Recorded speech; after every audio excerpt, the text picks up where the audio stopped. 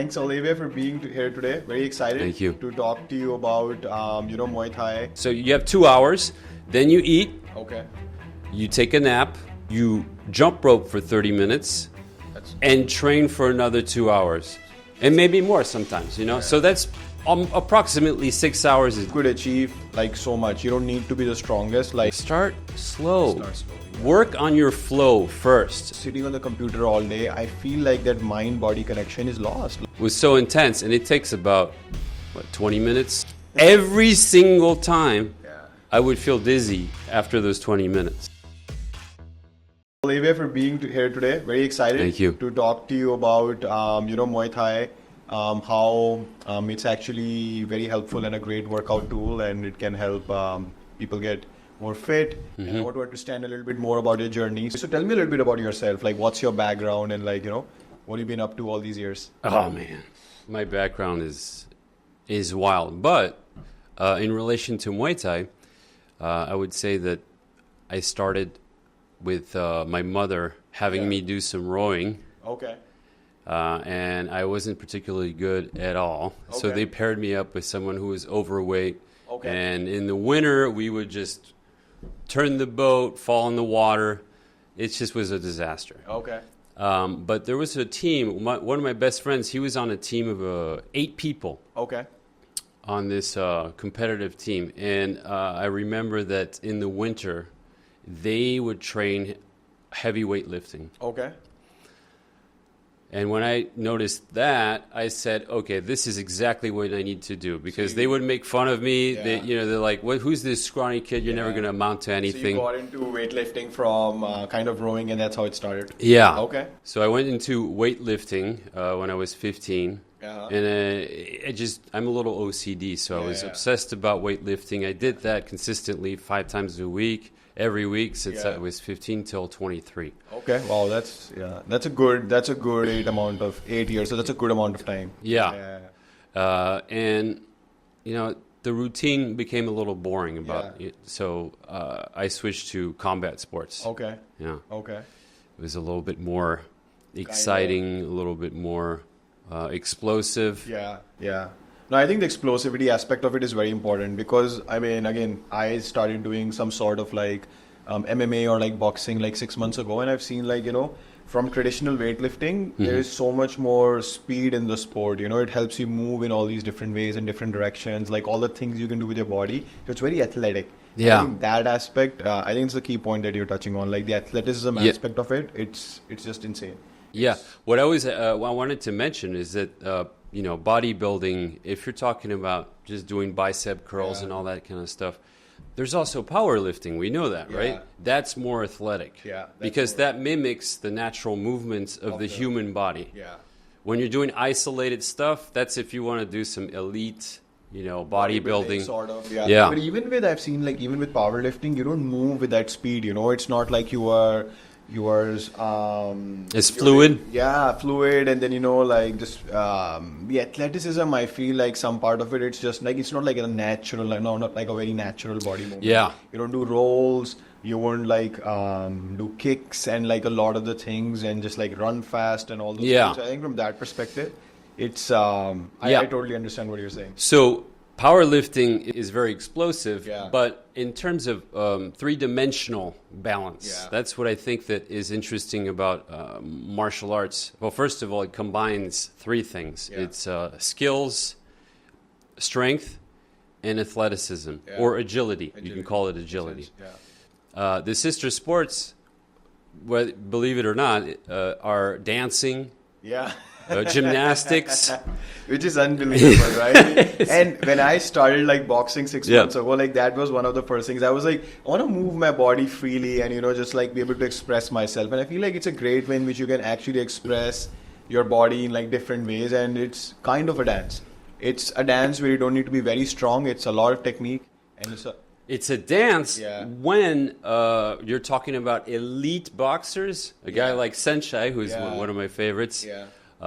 Some will say, well, he's not the best in the world. Yeah. Senshai's pretty up there. Yeah. The thing is, he's an excellent dancer. He just moves around. Before you know it, he's behind you. Yeah. There's a good segment where Senshai will go behind his opponent, tap him on the back twice, just to Tell make him. him realize, hey, hey. your skills are not as good as mine. What about? I know you talked about some of the stuff about like Golden Gloves. Like you saw some folks doing Golden Glove training for the championship. While you were... So for combat sports, I was in Chicago. Yeah. That's when I started doing boxing. And it was a gym that offered weightlifting. Okay. And they said, okay, well, you pay twice the price and you get 10 private lessons with an Olympic boxer. Yeah. I said, oh, that seems appealing. Yeah. Those 10 classes, the first time I did pad work, I just couldn't believe how fun it was. And how it was challenging my brain and my physicality all at once. So I kept doing it. But the reason why I kept doing it is that I saw these 20 kids who are 17, 16, and they're preparing with their coaches for the Golden Gloves. They rented the gym. You have 3 coaches. They're running a circuit, and you have every single kid on a different bag, and they're doing different exercises with extreme explosivity. I couldn't believe the speed, the power, just the preciseness, the technique. Yeah, that's right. That all combined. It was mind-blowing. I said, I got to get into boxing. I got to get into martial arts. Kind of, right? Yeah. I think once you see it in action, that's when it makes a lot of difference. Because for me also, unless you actually see someone doing some of that work, that's when you really start appreciating. And you're like, even without less strength, but with so much precision and explosiveness, you could achieve like so much. You don't need to be the strongest. Like even if you are very explosive and fast, like speed matters. Speed and skill, that matters. And I think that's absolutely right. It kind of speed, skill, and balance. Balance. I think, that's another thing I'm kind of learning, like the balance and like the flexibility requirements. Like those are pretty high up there as well. What I'm noticing is that people have robotic bodies simply because our day-to-day activities is mostly sitting down in front of a computer. It depends on what job you have, okay? But they have to be in tune with their entire body. And I think that boxing, there's nothing best. Or boxing, Muay Thai, French kickboxing. If you want the all-around, it's more Muay Thai. Yeah, it's more because you have, it's called the 8-limb sport, right? Because, 8 limbs. Yeah, because you kind of kicking and... Could be 9 limbs if you add the headbutting. But is that legal? Like, can you do a headbutt? Like headbutt, you would have to go in the old school way, Muay Boran. And, which is more meant to kill. Well, they're both meant to kill. Yeah, that's I think that's the interesting part as well. That it's how it started as something which was a very very combat sort of a sport, and now it's it's like something which can actually be taken into fitness. Yeah, into fitness. And I know that people are very concerned who haven't done any type of striking or combat sport. The idea that, it's too violent or I need to be very fit in order to start.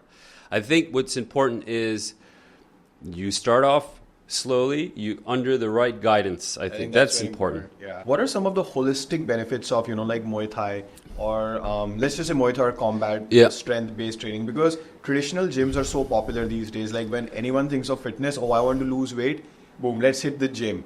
But why cannot we have a mindset where like, hey, I want to lose weight, let's do something more freestyle, let me get into Muay Thai. Like, so what are like some of the overall benefits that this sport offers? What it has done to me is discipline, respect. And respect is important because it depends on the gym. Certain gyms do not instill respect as much. But in Muay Thai, since it's Buddhist, and that's also what's interesting, is that it's one of the only striking sports that has spirituality involved with it. French kickboxing does not have it. Boxing, when I say does not involve, I'm saying the sport itself is ingrained in Buddhism. It's a 400-year-old sport. Yeah. And I think that's very interesting that there is a spirituality component to the sport. And, actually originated in Thailand, so that kind of like makes sense. Like, I think that. And it does not mean that you have to practice that religion at all. It's just the added benefit is Muay Thai involves not being fearful. You should not have any fear. Resilience. The greatest fighters are fighters that have heart. Heart means not giving up. Resilience, kind of, like being kind of not pushing back and just kind of always standing up and being okay.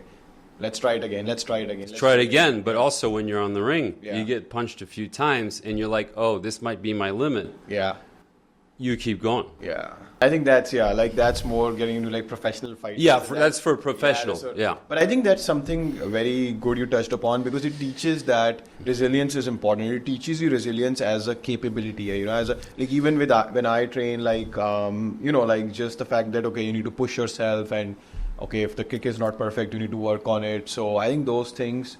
Oh, it's also humility is Yeah. very important in Muay Thai. And humility is understanding that, yeah, I'm not perfect right now. And a lot of us who are fascinated by Muay Thai, which is a very high level sport, and we tend to be perfectionists in our real life.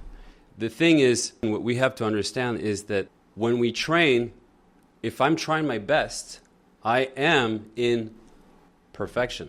Yeah. So expecting the results of a punch being as smooth as sensei's punches on the Yeah. first or second or third class, Yeah. no. Yeah.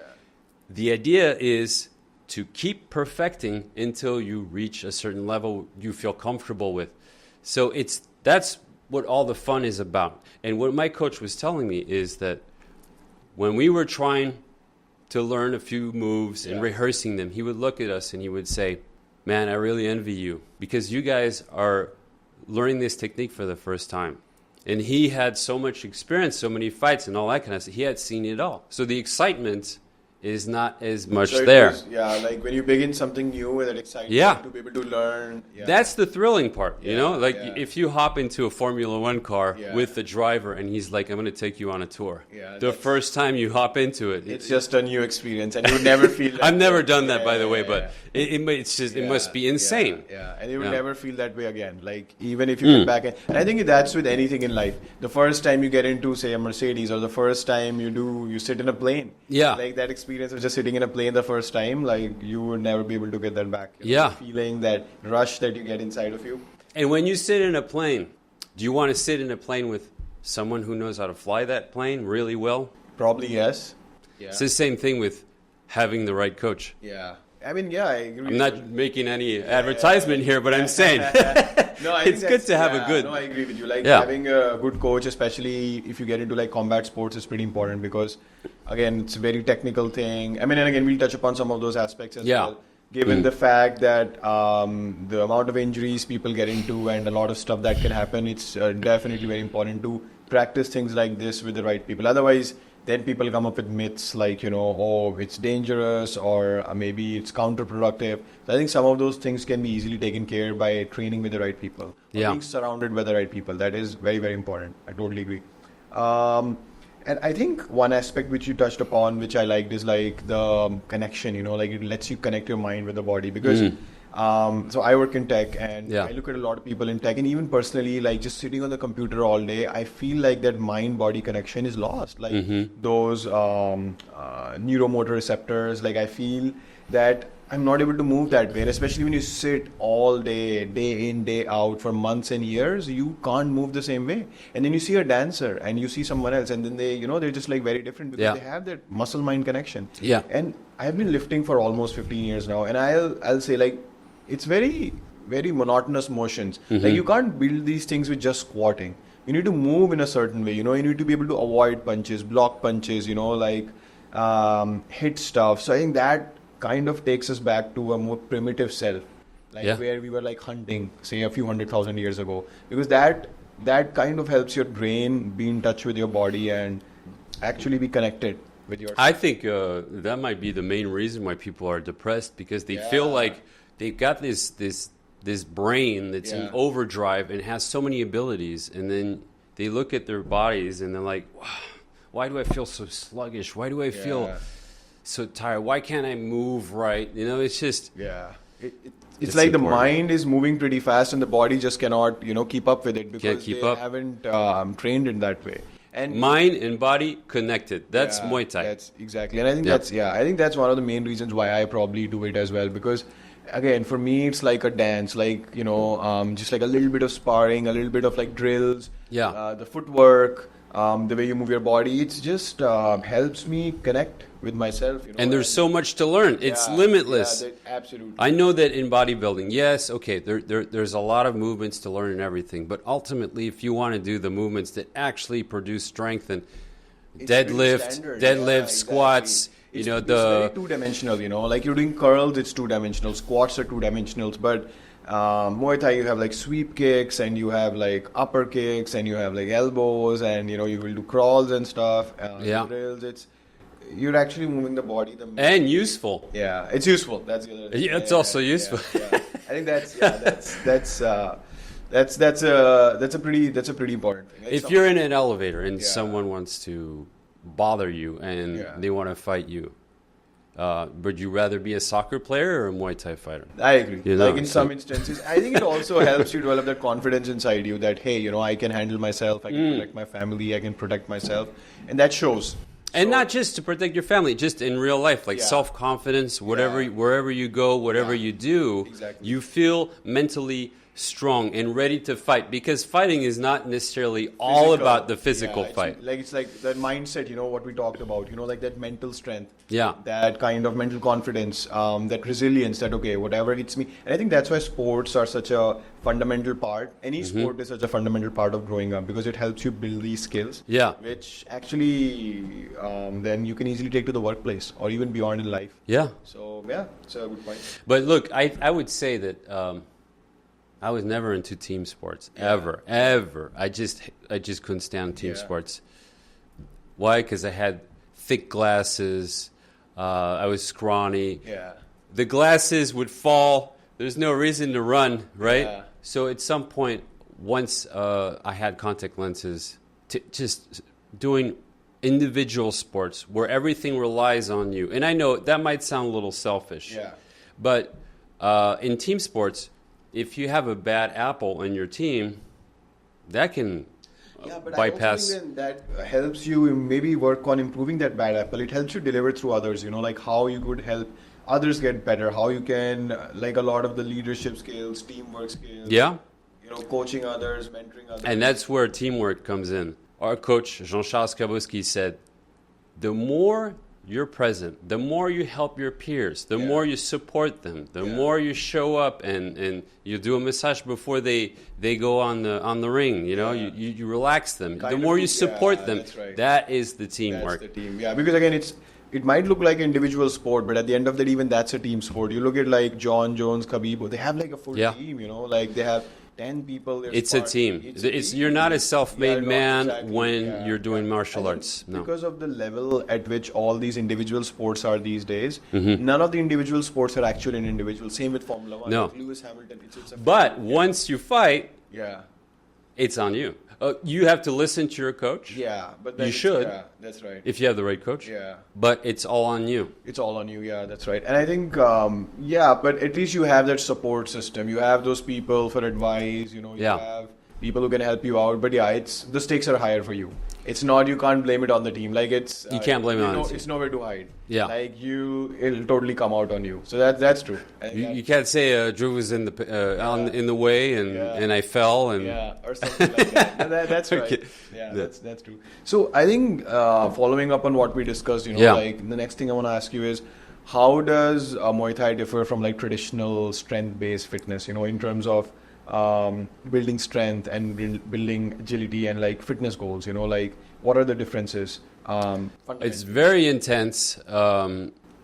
Look, so can you elaborate on that? Because the perception that I hear from most people is that, what is more intense than, just like people consider strength training on all these aspects to be very, very intense as well. But not a lot of people appreciate or understand how intense can combat sports or Muay Thai and these things be so when people spar for the first time, they're like, oh my, after a minute, they're out of breath.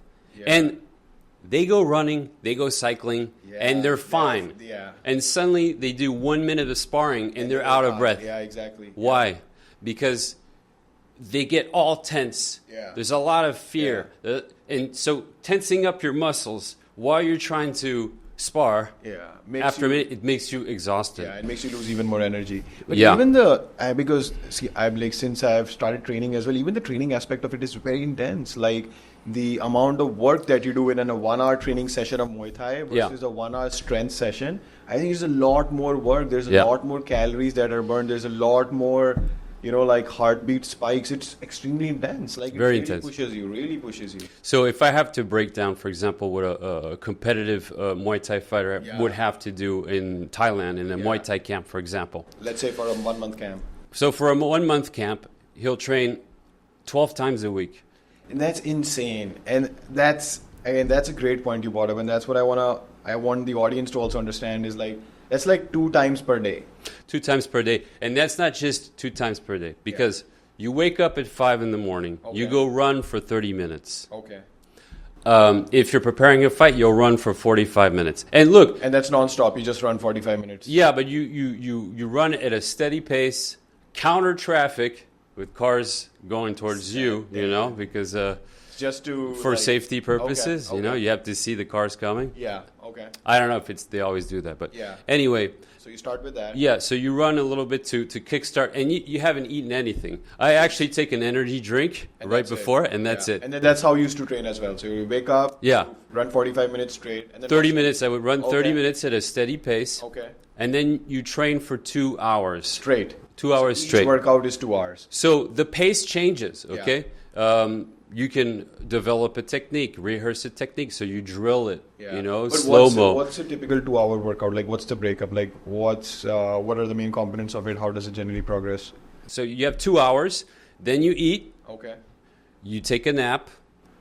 You jump rope for 30 minutes and train for another 2 hours. And maybe more sometimes, So that's approximately 6 hours a day. Of just training. Of just training 6 days a week. And that's insane. Like, that's the part that fascinates me. Like, I think there is pretty much no other sport, of course, like soccer and stuff, but like such an intense sport where you have to actually train 6 hours a day. Yeah. And it's like intense workouts. It's like jumping rope for 30 minutes and it's like running for 30 minutes plus. 2 hours of Muay Thai, it's no joke. Like, so to avoid injury, professional fighters in Thailand who are fighting Muay Thai, they'll fight every 2 weeks. So they have to spar very lightly. Yeah. So they call it technical sparring. Uh-huh. Be more point-based and have some fun and actually encourage your opponent. If they hit you in the liver the right way, you're happy for them. Okay. The sparring in the West, it's not always the case because the world is opening up, If we tend to go a little bit more into an ego match to show like how good I am, and this is, I'm better than you, you're better than me. That sort of stuff. Yeah. It can end up very messy. Pretty badly, right? And I think that's where the point, like especially if you want to do it for fitness purposes or you're not getting in a professional fight, being with the right people, with the right mindset, it can give you a lot of good gains in a lot of different directions, like resilience, mental strength, physical strength, confidence.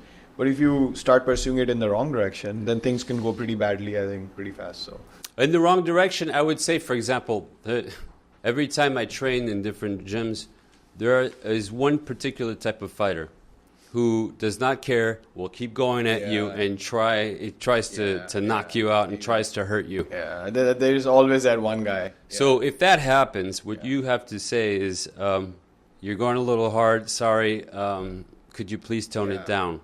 If he keeps going hard, you don't have to keep sparring with that person. You could say, sorry, you're just going too hard. I'm going to move on. Or you could just control the environment that you're in, right? Like maybe just go to a different gym or maybe train with a personal trainer. Like it really depends on the gym. Yeah. I think those variables are in your control. Like how you manipulate those variables to kind of create an environment for you which supports your goals rather than, pushing you in the opposite direction. Because look, Muay Thai is for everyone. Yeah. So if you're a busy professional and you're in your 40s, you don't necessarily want a knockout match. Exactly. In the gym when you're training. That's one of the myths which I hear a lot is like, so I was talking to some friends, like people in the 30s and 40s, and I'm like, hey, have you tried like Muay Thai or combat-based sports for fitness? And they're like, oh, the boat has sailed, it's hard. I mean, we can't do it. So there's a huge perception that it's a sport only for people in their early 20s. But what's your take on that? Like, I don't think the boat has ever sailed. The thing is, you have to build your way up. One commonality is when people go back to Muay Thai and they have practiced it maybe 5 years, 10 years ago, and they go back to it, they try to go back to the level they were when they left, and they get injured. Yeah, slow ramp up is... You want to work your strength up, you want your speed. Yeah. Same thing, if you've never done any Muay Thai or any sport ever, start slow. Start slowly, Work on your flow first. And this is very important. Work on your flow. Yeah. Then your speed, then power. Then power, right. Yeah. Everyone wants to try power first. Yeah, That's how people get hurt, especially if they don't know how to hit the right way. Yeah, because one wrong punch, with a little wrong angle, and that's all it takes to get a wrist injury or like even something more severe.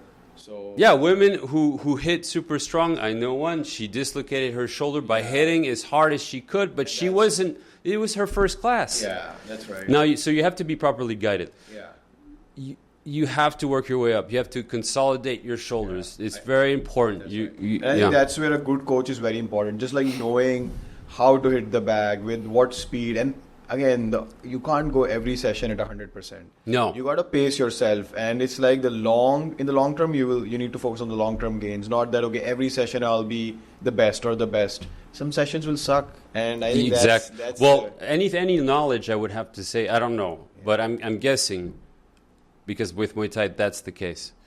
Any type of knowledge or advancement or progression is like this.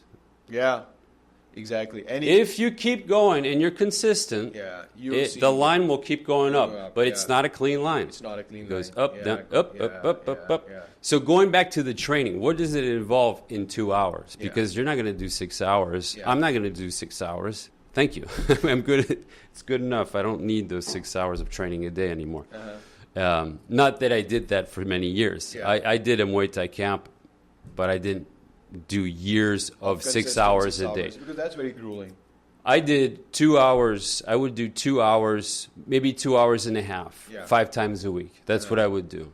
And that's more sustainable. Sounds like it's more sustainable. Even that's not easy. So this is how it's different. When I was training at Jean-Charles Kavouski's gym, in 2.5 hours or 2 hours, he'll try to pack the intensity of those 6 hours. Oh, wow. Okay. So it's very intense. This is extremely intense. Okay. Yeah. So you don't need to train those 6 hours. It's like 2.5 hours. But it's so what do you mean by it's very intense? Like what exactly does happen? So that's the thing is that, look, in Thailand, they're doing it as a full-time job. But there's a lot of professional fighters in France, for example, who have a job and have to train and compete. Yeah. So they only have 2 hours available. Okay. That's where John was like, he designed something for the fighters who don't have so much time, but kind of, want to still get the bang for the buck. Yeah, I think he designed it.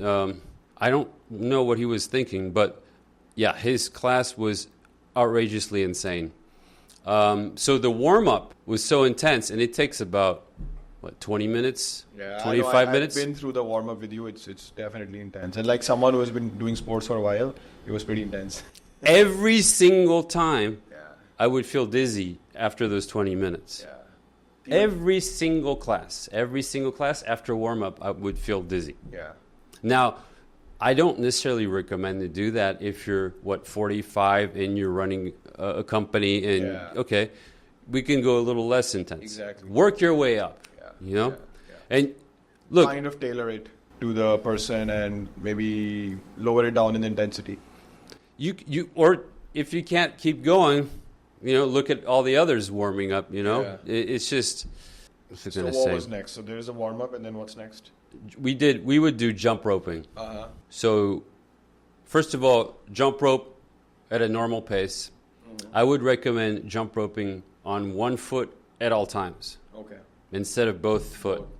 If you jump rope on one of the feet and switch feet every single time, or if you jump and put 20% of your weight on one foot and 80% of your weight on the other foot, now you're relaxing. You can last a long time. Kind of like preserve your energy so you could... jump rope a little longer. Like jump roping for 30 minutes with the heavy rope. It's not that easy. If you're gonna use both feet at once, you're gonna. I don't think you'll be able to do so. I can jump rope like maybe 5 minutes. 5 minutes. With both feet. So the idea is that we did 15 minutes of jump roping. Okay. And it was interlaced. So the first 5 minutes, you'll do an acceleration of 15 seconds. Then you'll jump rope another 3 minutes. Yeah. Acceleration 15 seconds. Then 30 seconds. And then 45 seconds to finish off. Okay. And when you do these accelerations, lift your knees, kick your butt, or do double unders. So that's pretty intense too. Yeah, I think I did some of those with you. So that's it's a whole different world. And that's the first part of the warm up. That's only 1/3 of it. Yeah, and then you have and what do you do after the warm up? Is it like you hit the bags or? So after the warm up, we'll study a new technique. We'll drill it with a sparring partner. Okay. We spar these different techniques. Then we can do some bag work. Yeah. Some sparring, Lin Chung. Okay. In Thai, you call it Lin Chung. Lin Chung is like sparring. It means sparring, yeah, Okay. Lin Chung. Some clinch, and we finish off with core. Okay, just like core. And stretching. Okay, that's nice. Okay, so there's like stretching. It's some here. pull-ups. Yeah, like a little chin-ups. A little bit of strength here and there. Yeah, neck exercises. Okay. So it's, weights. It could be some weights too. yeah, but like light weights mostly. It's not like. The lighter weights at a very fast speed. Okay. Because it's all about the speed, right? It's all about. Yeah, you got your curl bar. You go Yeah. like 1, 2, Oh, wow. 3, 4, Okay. and you do 15. Okay.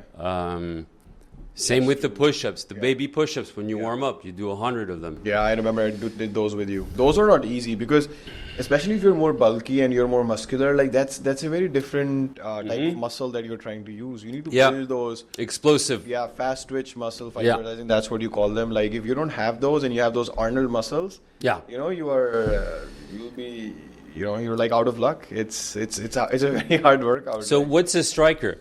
Yeah.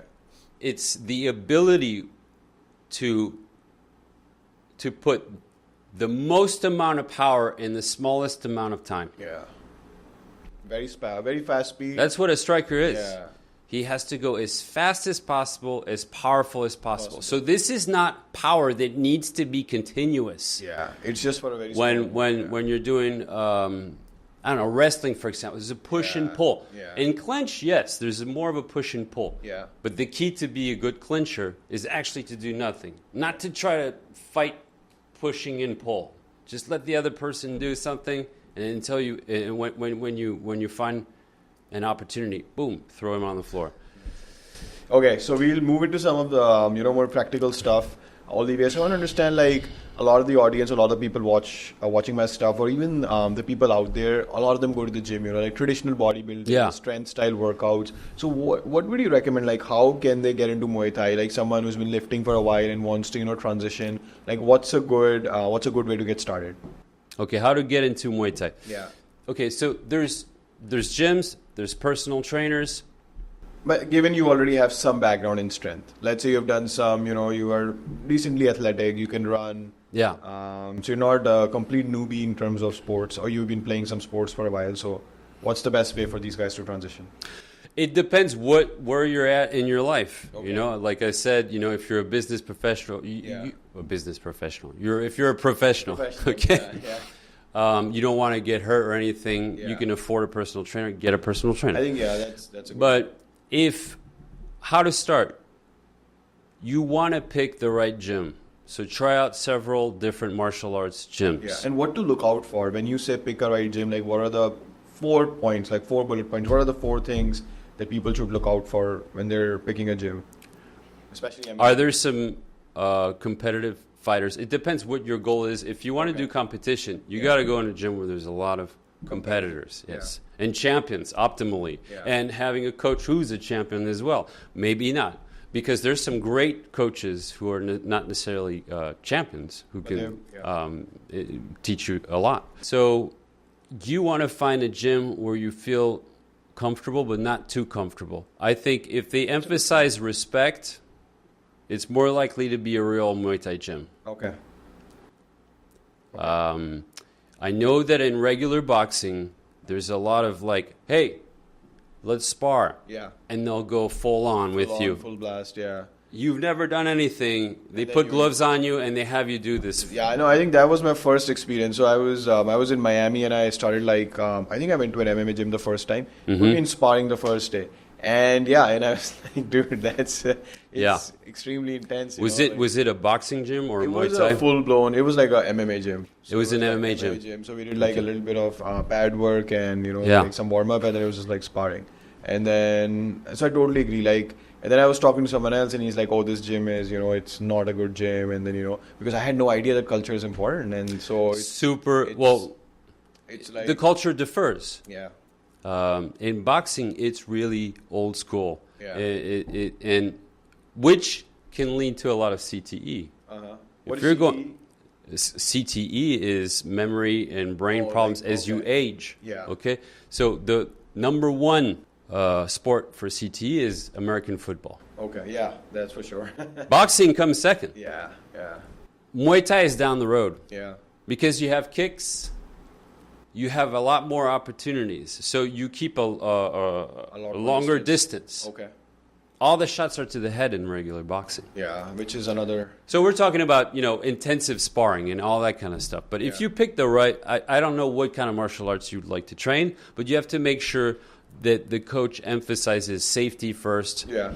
Or just respect. Before safety, respect. Now, if you're sparring with someone who is not going at the same level of intensity, way too hard, you can leave and not have to spar with that person. Switch with someone else or wait until you can pick someone else to spar with. Exactly. Because it is not worth to escalate. Exactly. Especially with someone who is way more technical than you are.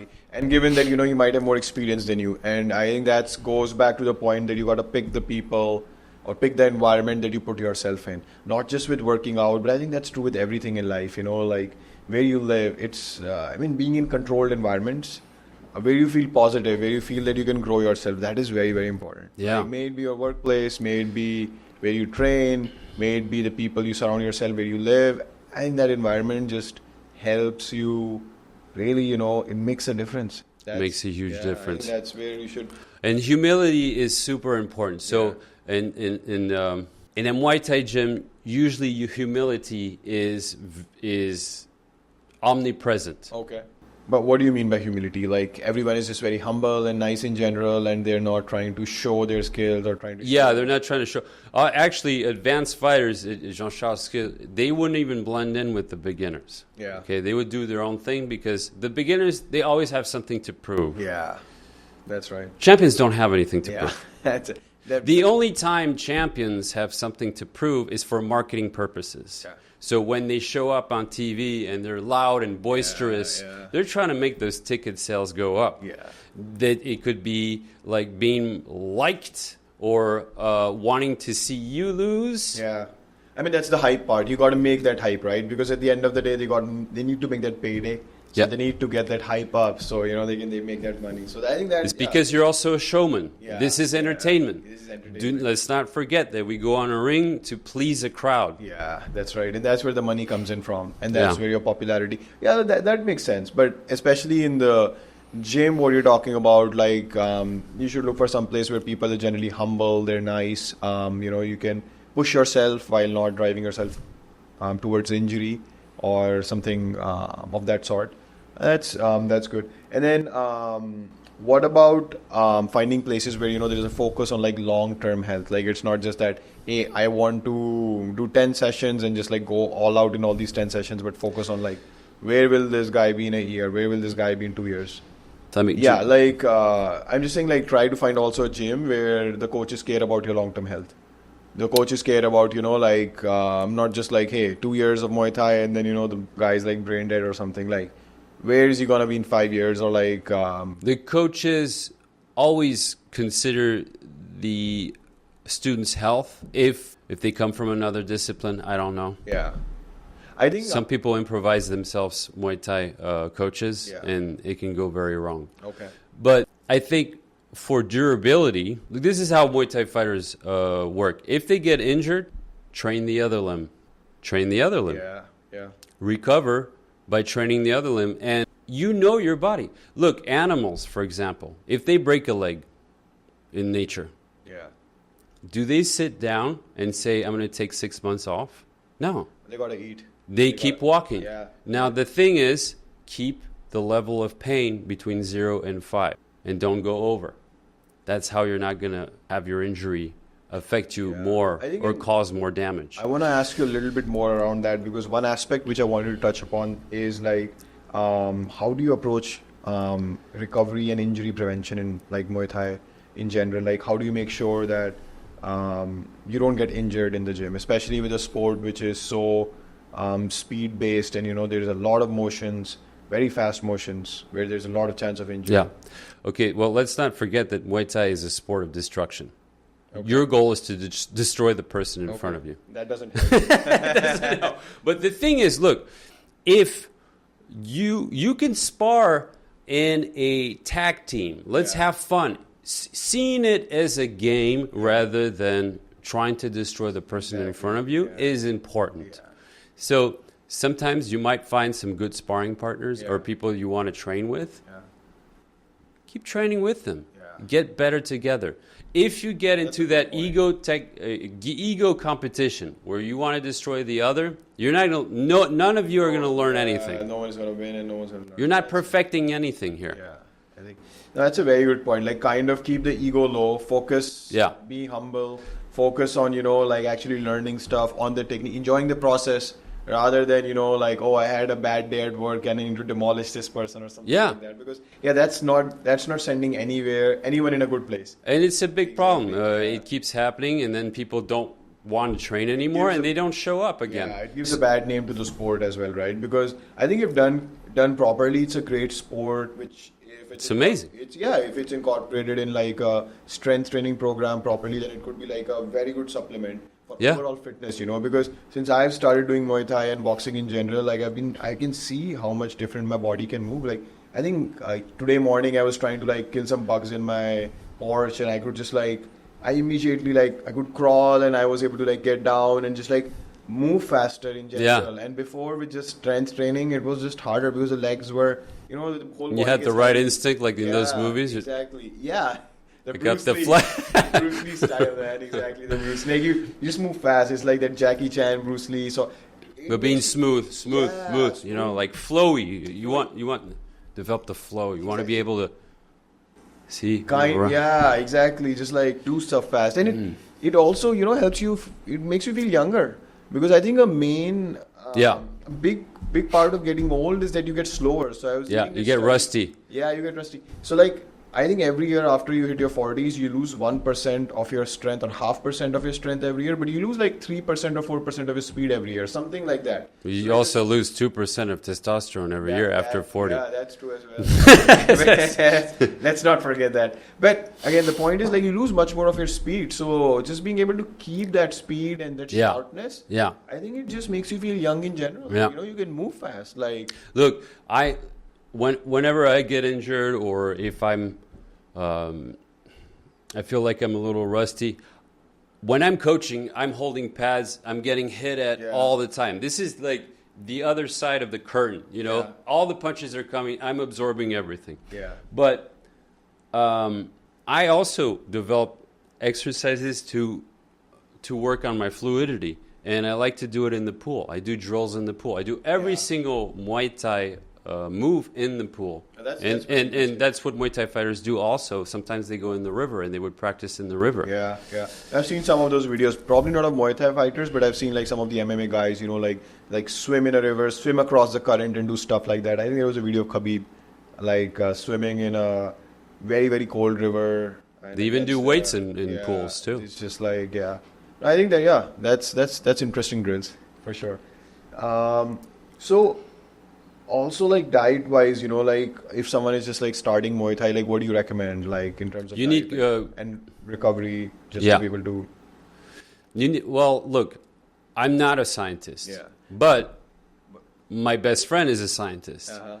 He tells me about it all the time. He's an MMA coach, top 3 MMA coach in France, maybe top 1 actually now. What's his name? His name is Nicholas Ut. Okay. He's currently coaching Nassourdine Imanov, who's going to be the main event on September, the UFC main event of the UFC Fight Night on September 18, I think. Okay.